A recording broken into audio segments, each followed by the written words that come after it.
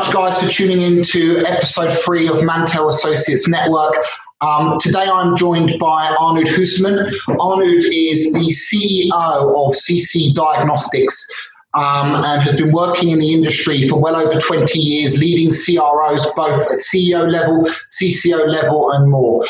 So Arnoud, thank you very much to start off with for joining us today on Mantell Associates Network, and really kind of interested to find out from you, as we're doing throughout the course of this. You, like me, are running a startup. I know completely different startups, but a startup, and I'm interested to kind of find out what life has been like for a CEO of a startup organization in the pharmaceutical industry, diagnostics industry. What's your average day looking like right now? What's it all like? Yeah, sure. Would be happy to talk about it, and I'm sure we share experiences. So my typical day as a CEO for a company like CC Diagnostics, maybe good to sort of give you the background. Company has been founded about 4 years ago, in 2016. I joined as a CEO in 2017. So basically leading the team where we are developing a diagnostic kit for cervical cancer. CC Diagnostics, CC is the abbreviation for cervical cancer. So we're working on finalizing the prototype, making sure that we get a test that is better than the currently test available, which basically in the diagnostic world, that means better specificity and better specificity and sensitivity. That's where we are looking for. And in that area, in that world, we are very close collaborating with hospitals, with labs that sort of assemble kits. Well, you can imagine what happens in COVID-19 and hospitals at the moment. It's 100%, and it should be. It has been 100% focused on solving anything that needs to be solved for COVID-19. So we basically have been since early March on the standstill, because the labs were either closed because they just couldn't work, or are fully functioned for COVID-19. So it's been quite different. Crazy. Working to get the kit ready, and at the same time getting at some point in time, okay, we need to shut down, and we don't know when we open again. So that's quite challenging. Good thing is, yesterday we heard that the labs are going to be open again from Monday onwards. A little bit less, on 30, 40, 50% of normal capacity, but luckily we can start testing again and making the last pieces, bolts, etc., to get the kit ready. So it's been an interesting couple of weeks. Completely different view on business. So it's good to share these thoughts.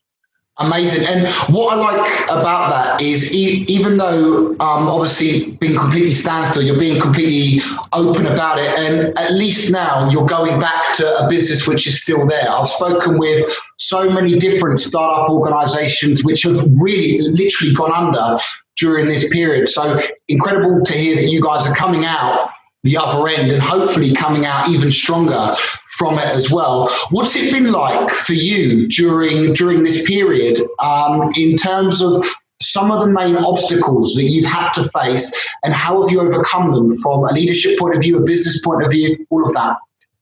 Yeah, sure.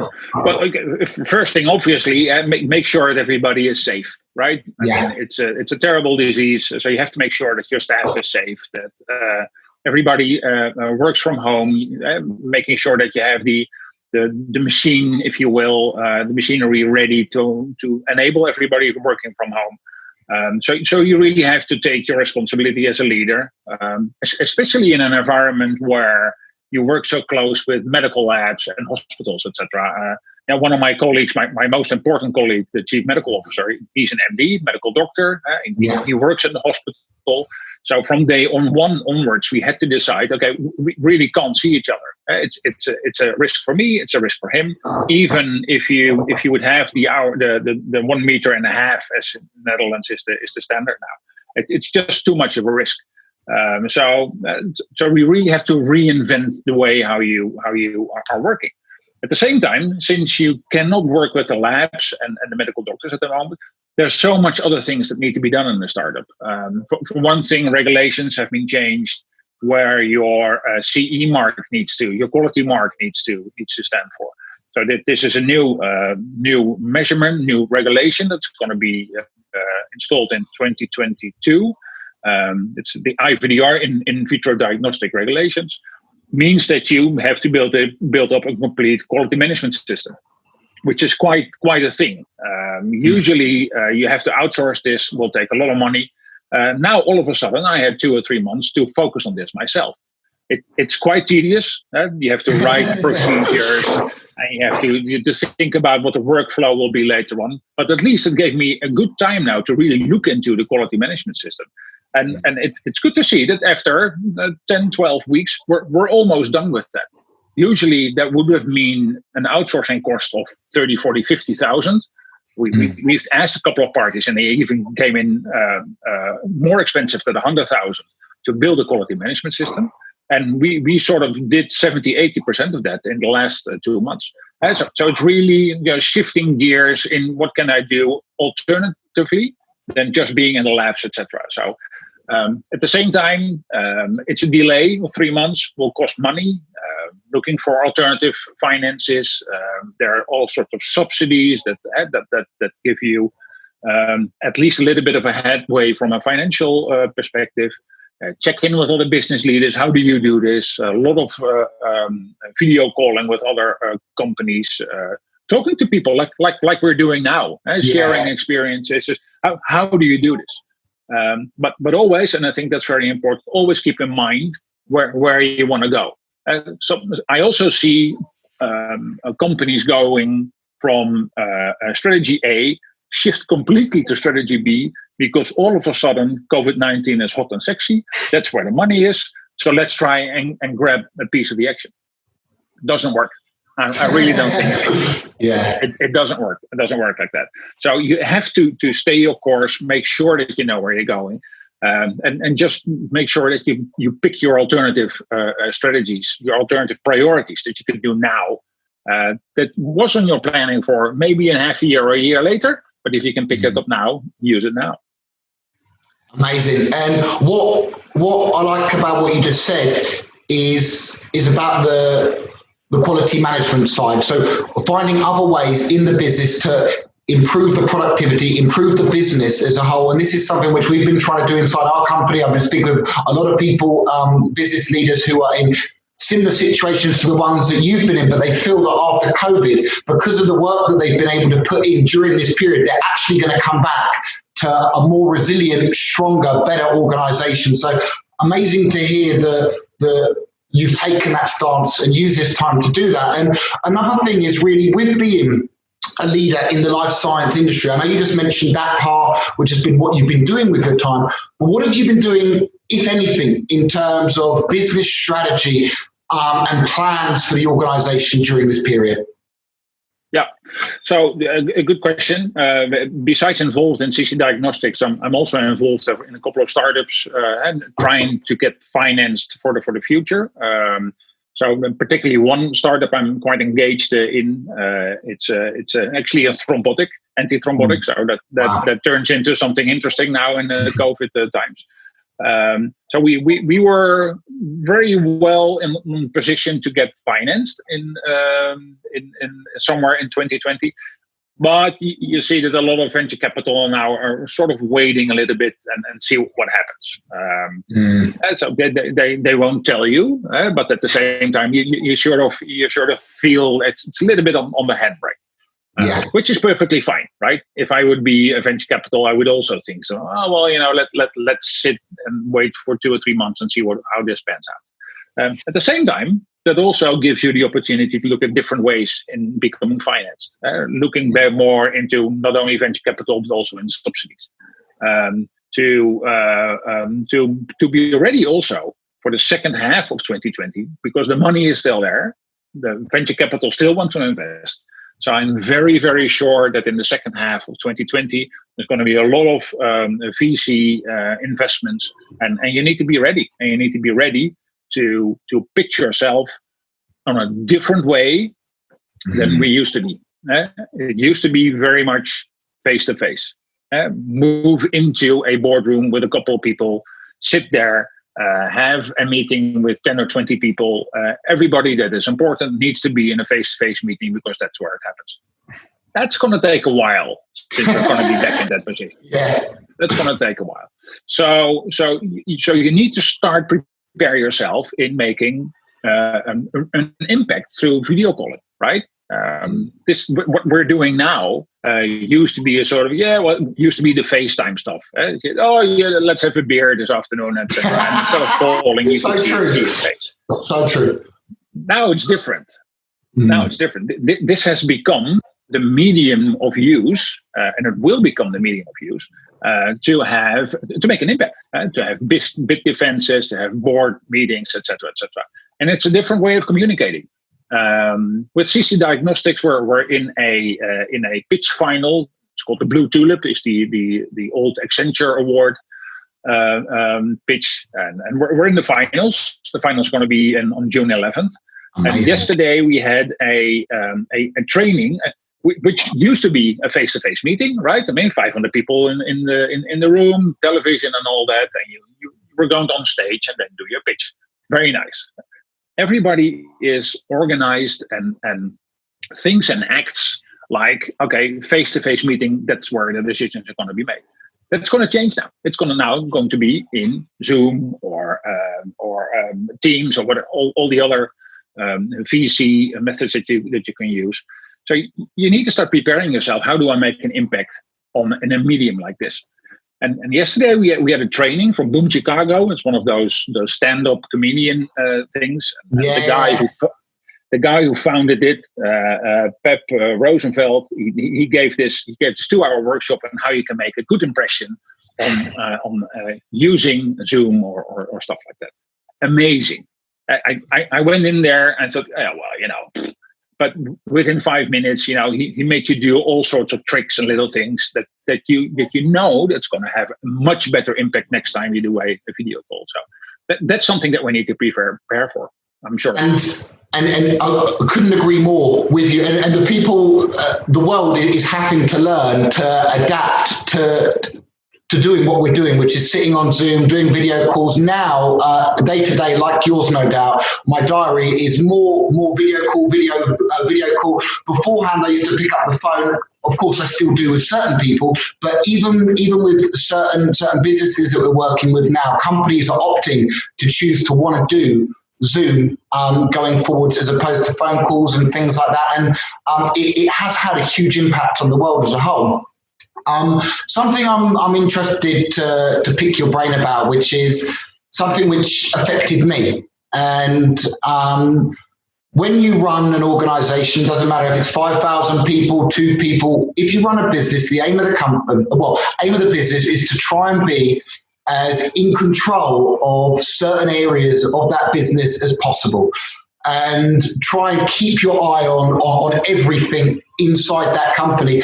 During a time like this, no one can honestly, hand on heart, say they've kept complete control of their company because it's something which is out of our control.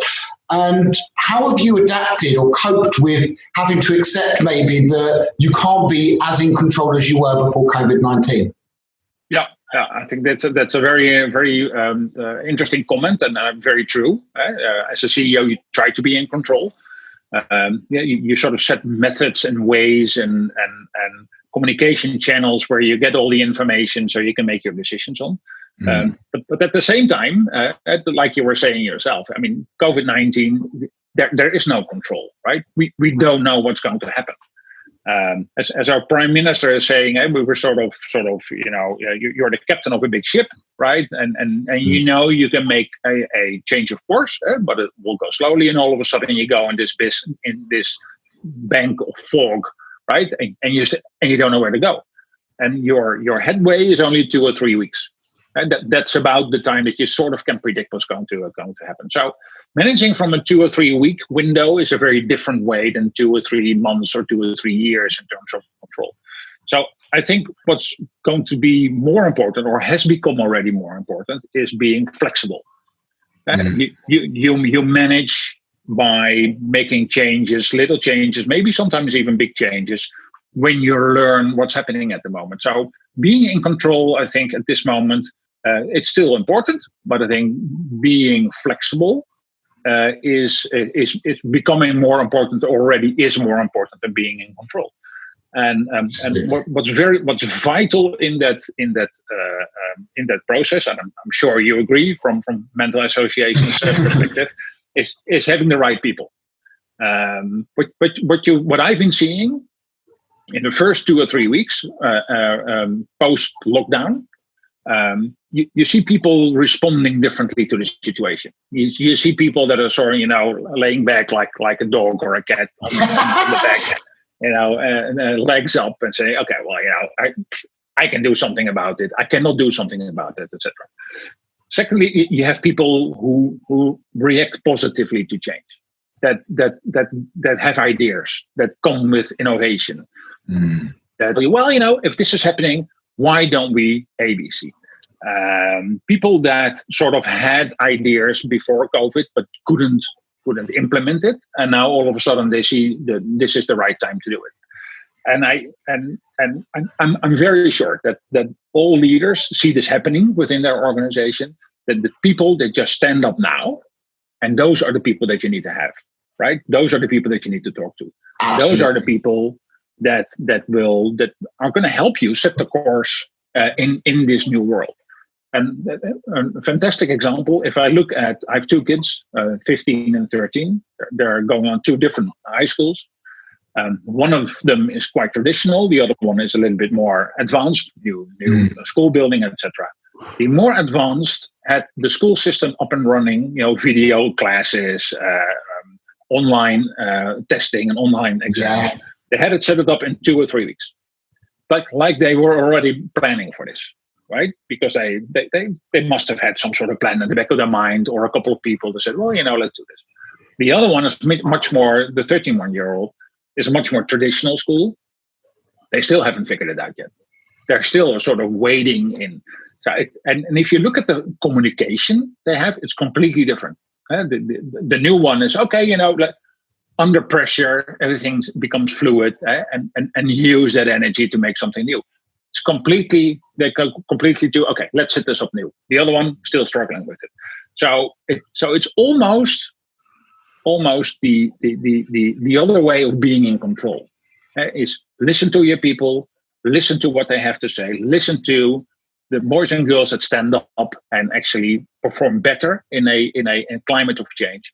And those are the ones that you need to listen to as a leader and take what they tell you into account to sort of readjust your strategy, or maybe make those big changes that you always wanted to.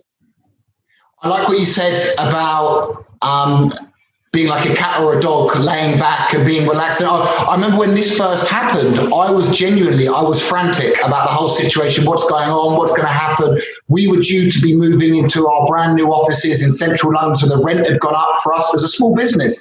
And I remember looking at it and thinking, holy, what is going on? And it was very scary. And I was looking around at other business owners who would have even newer companies than me, being super relaxed about it. And I was like, what are they doing? How are they doing that? And I think over time, like what you're saying, it's everyone's kind of accepted that we've got to innovate during this period to survive. There is no other option. We were all looking for options out. We're all realizing it is going to come back to normal, but it's going to be a long time. Looking like it could be a long period of time. So we've got to change our business. So completely agree. And speaking of change, how do you expect the market as a whole to change in terms of business development? What are the key kind of topics leaders need to be proactive on during a time period like this? Yeah. Well, that's what everybody's thinking of course. But when are we going to go back to normal so I can start doing the things that I used to do? Well, I think that's going to take a while.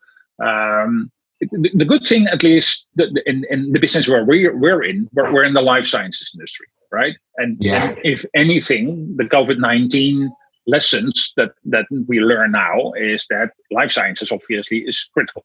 So our business is going to be good for the next 10, 20, 30 years, if you will. This time clearly shows that we need to collaborate, that we need to continue to innovate, that we need to not only think about ourselves, but think about a little bit more than just yourself. Not only your shareholder value, but the community shareholder value.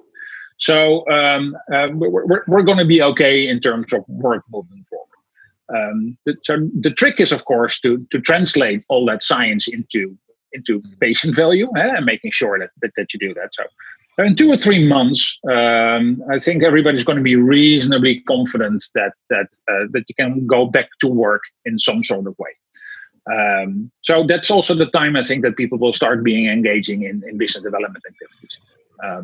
But those activities are going to be very, very, very different. Less traveling. That's certainly one of them. Therefore, less face-to-face, and therefore much more video conferencing. In the days for the CRO and the pharma world, if you talk about clinical trials, right? That's a bit of the area where I come from. You have these huge bid defense meetings, right? There's 100 million clinical trial. You get the bid defenses. You need to have 20 people in the room with your team. Usually 15 from the CRO and 5 from the client side. With the 15 from the CRO, you go sit in a hotel and do your prep for 2 or 3 days, and you get there as one team, etc. It's not going to happen anymore. It's not going to happen anymore. So everybody is completely has been sort of brought up from a commercial perspective. You make your pitch face to face. That's where it happens. That's where you can convince the people. Those face to face meetings are going to go down by 90%. I'm very sure. And it's going to be replaced by hopefully less video conferencing that we are doing now, but still a lot of video conferencing. So how are you going to make sure that your pitch, your message is going to be as impactful as face-to-face meetings? And commercial teams will need to lead that change. I'm very sure that they are, and the commercial teams are the specialists in communication. So how are commercial teams, how are business development teams want to make sure that the message that they want to give is going to be as impactful as face-to-face? And this is hard. Also because you probably only have 1 or 2 chances. In the old times, you get into the plane, you fly to Massachusetts, you go sit in the Marriott there in Kendall Square. There are like 5,000 biotechs around the corner. And you're there a week every month, and say, well, if it doesn't work out this month, I'll come back next month. Or you try to do something, it doesn't work, and you try it again next month. There's no more next month in Massachusetts, right? It's going to be there's 1 or 2 moments that you really have the opportunity to sell your differentiators, to be different, and to make sure that you do that through video conferencing. So I think the big change is, how do you present yourself as a company, as a person, through video conferencing instead of the face-to-face meeting? That's something that we all need to change. And I think it sort of sounds obvious, but to do it right is something else. Absolutely. And it's something which we're coming to grips with ourselves and speaking with clients and with people on the market, all are starting to do it. And even conferences now, they're starting to have virtual conferences. Everything is being done remotely. And I agree with what you said about the 90%. After this, 90% of it isn't going to be face-to-face anymore, because quite frankly, companies are going to think, we've been spending all of this money on going live to conferences, going face-to-face to clients, which of course in some areas is needed, is advantageous, but is it necessary? Is it necessary? And that's a really good point, and thank you. And I guess the final thing I wanted to cover with you was what piece of advice would you give to other business leaders right now? Yeah. It sort of sounds strange, but there's this saying, never waste a good crisis. This is not a good crisis. That's clear. But at the same time, I think you can use this time as into your advantage as a business leader. It's a good time to think about where you want to go, to sort of realign your strategy. Does it still work in this new world with what I had in mind before the COVID-19? And this is not only for startups or scale-ups, but also for established businesses. 10, 20, 50 years around. I've seen so many examples where I've been asked to look into a company and see how commercial performance can be improved. And you walk into a company, and the first thing I do is spend 2-3 days, or if it's a bigger company, 2-3 weeks. And the only thing I do is I talk to middle management and people reporting into middle management, not the CEO. Well, I've met the CEO before because he usually hires me, but the levels below, and just talk to them, ask them, okay, so what do you think? What's going well? What can be improved, etc. That's where you always get the feedback for what things need to be different. So my advice for leaders would be, use this time, set up video conferences like this, maybe even with small teams, 2 or 3, not more, and ask them. People want to be heard. People want to be engaged. People want to be even empowered at some point in time. And this is, I think, a perfect time to do that. Listen to your employees. Don't talk. Listen. It's hard, but try and understand what they are saying. Listen, and use it in your advantage to sort of realign your strategy moving forward, or maybe even make the change that you sort of wanted for a longer time, and pursue on that now. I've seen many examples where management, 2 years before I walked in, completely reset the mission and the vision and the strategy, and they were 100% convinced that everybody within the company knew exactly what the mission and the vision was.